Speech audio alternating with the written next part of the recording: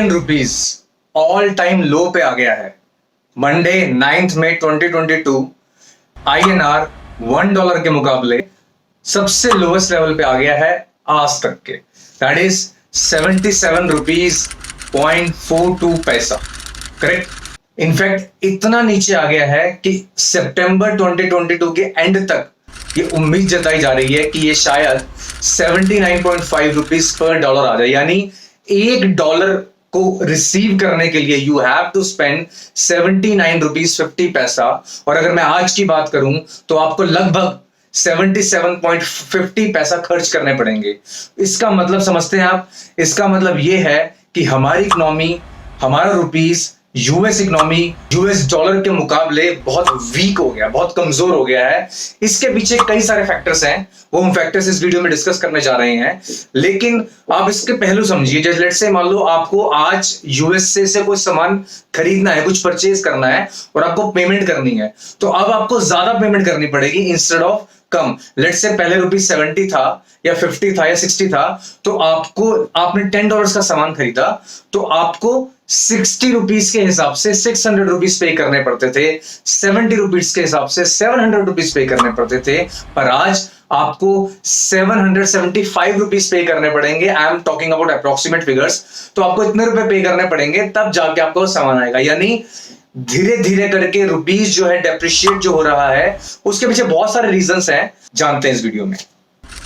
5 reasons ऐसे हैं इसके अंदर जो मैं आपको इस वीडियो में बताने जा रहा हूं, अदर देन अदर रीजंस। तो जो 5 रीजन है वो सबसे इंपॉर्टेंट है, और पहला रीजन जो है वो इन सब रीजन का एक तरह से बेस है, दैट इज यूएस ट्रेजरी जो बॉन्ड्स हैं उनकी यील्ड यानी रिटर्न बहुत ज्यादा हो गई है, बढ़ गई है।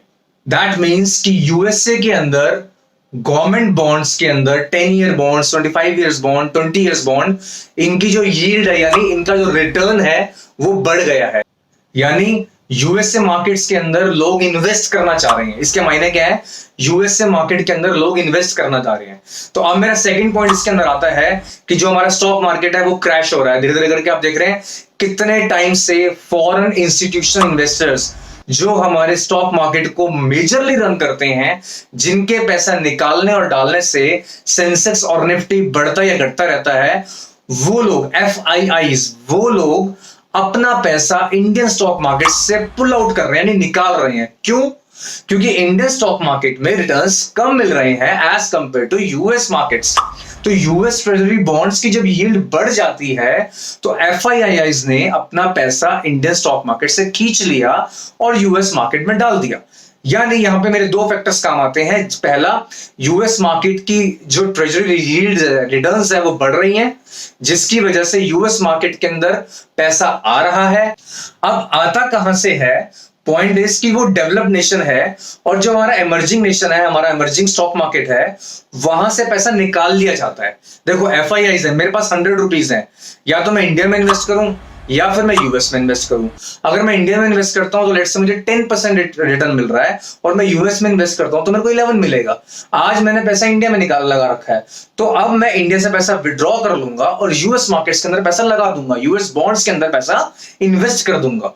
अब मैं उसके अंदर पैसा इन्वेस्ट जब कर दूंगा तो मुझे as an Indian stock market के अंदर पैसा कम हो जाएगा, स्टॉक मार्केट क्रैश कर जाएगा, जिसकी वजह से रुपीस वीक हो जाता है। पहला पॉइंट, यूएस मार्केट के अंदर रिटर्न्स अच्छे मिल रहे हैं, इसलिए यूएस स्ट्रांग हो गया है, रूपी वीक हो रहा है। सेकंड पॉइंट इज कि मेरा स्टॉक एक्सचेंज के अंदर FIIs का बहुत बड़े क्वांटम के अंदर पैसा यूएस मार्केट्स के अंदर जा रहा है। Now third point, Russia and Ukraine का वॉर, जो कि एक्सपेक्टेड था कि बहुत जल्दी खत्म हो जाएगा, पर इसको बहुत लंबा टाइम हो गया है, 70-80 डेज इसको अप्रोक्सीमेट हो गए हैं, और अभी भी ये वॉर कंटिन्यूड है, जिसकी वजह से अब देखो वॉर उनका हो रहा है, सामू की हमें क्या फर्क पड़ता है, लेकिन उसकी वजह से क्रूड ऑयल के जो रेट्स हैं और भी जो कई चीजें इंपोर्ट्स होती हैं जो रशिया से इंपोर्ट होती हैं, उनके रेट बढ़ रहे हैं। अब क्रूड ऑयल के रेट के बढ़ने की वजह से मेरा फोर्थ पॉइंट ट्रिगर होता है, that is inflation. Inflation hit करता है दोस्तों। अगर क्रूड ऑयल का दाम बढ़ता है तो ऑब्वियसली उसका रेट मेरी करेंसीज में यहां पे भी बढ़ जाता है, पेट्रोल डीजल का रेट, और पेट्रोल डीजल के रेट बढ़ने की वजह से ओवरऑल इन्फ्लेशन आती है, ये आपको बताने की जरूरत नहीं है, क्योंकि उसकी वजह से ट्रांसपोर्टेशन महंगा, ट्रांसपोर्टेशन की वजह से एवरी सिंगल कमोडिटी वो रेट अपने इंक्रीज कर लेती है, बढ़ जाती है, करेक्ट। तो इसी वजह से रशिया यूक्रेन वॉर का इंपैक्ट क्रूड ऑयल पे पड़ा, क्रूड ऑयल का इफेक्ट हमारे रुपीज पे पड़ रहा है। Fourth point, as I explained just earlier, कि इन्फ्लेशन, जो हमारी इन्फ्लेशन है कमोडिटीज की, डिफरेंट रीजंस की वजह से, जिसमें से एक रीजन क्रूड ऑयल के रेट बढ़ना भी है, वो इन्फ्लेशन की वजह से ही रुपीज वीक हो जाता है as compare to any other foreign currency. Foreign currency के अंदर और हमारे रुपीज के अंदर, तभी अभी मैंने लास्ट वीडियो जो अपनी बनाई थी वो इसी चीज पे बनाई थी कि आरबीआई ने रेपो रेट और सीआरआर रेट बढ़ा दिए हैं, जिसका लिंक मैं आपको डिस्क्रिप्शन बॉक्स में दे दूंगा। तो उसके रेट बढ़ाने का रीजन ये है, तो कर्व इन्फ्लेशन, इन्फ्लेशन कम होगा तो उससे मेरे डॉलर का जो रुपीज से जो कंपैटिबिलिटी चलती है वो थोड़ी कंट्रोल हो सकती है, correct. Fifth important reason is हमारे जो करंट अकाउंट डेफिसिट है। करंट अकाउंट डेफिसिट क्या होता है दोस्तों?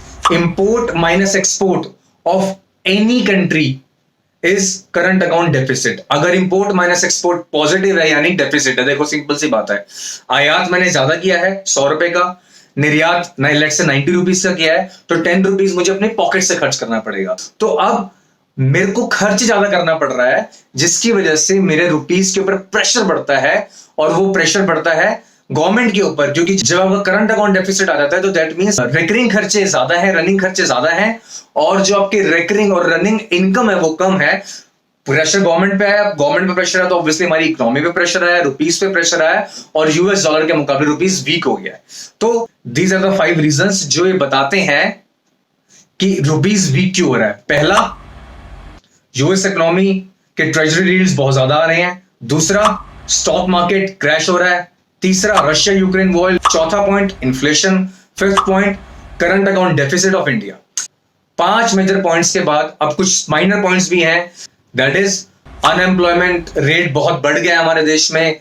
गवर्नमेंट स्पेंडिंग्स जो है वो खर्चा है वो ज्यादा हो गया है, क्योंकि कोविड की वजह से गवर्नमेंट ने काफी सारे पैकेजेस दिए थे, काफी सारी टैक्स रिडक्शंस करी थी, और जिसकी वजह से देश में मनी का फ्लो बढ़ गया था और इन्फ्लेशन बढ़ गया था। तो जो सारे फैक्टर्स है इंटरलिंक्ड होते हैं आपस में, क्रूड ऑयल का बढ़ना, इन्फ्लेशन का बढ़ना, गवर्नमेंट स्पेंडिंग का बढ़ना, इन्फ्लेशन का बढ़ना, अनएम्प्लॉयमेंट रेट का बढ़ना। देखो देश में अनएम्प्लॉयमेंट है फिर भी इन्फ्लेशन है, क्योंकि गवर्नमेंट की स्पेंडिंग ज्यादा हो जाती है, तो जो फ्री चीजें दी जाती हैं या जो पैकेजेस दिए जाते हैं उसकी वजह से भी इन्फ्लेशन बढ़ जाता है। तो दीज आर ऑल इंटरलिंकेज। पर यूएस डॉलर और इंडियन रुपीस बहुत फ्लोटिंग करेंसीज हैं। मुझे उम्मीद है कि आरबीआई और गवर्नमेंट मिलके कुछ ऐसे स्टेप्स लेगी जिससे कि मेरा रुपीस थोड़ा स्ट्रांग हो जाएगा, इंडियन इकोनॉमी स्ट्रांग हो जाएगी, और हम सबको इसका बेनिफिट मिलेगा। So thank you very much for watching this video. Subscribe my channel और wait for my next video. Ta-ta bye bye.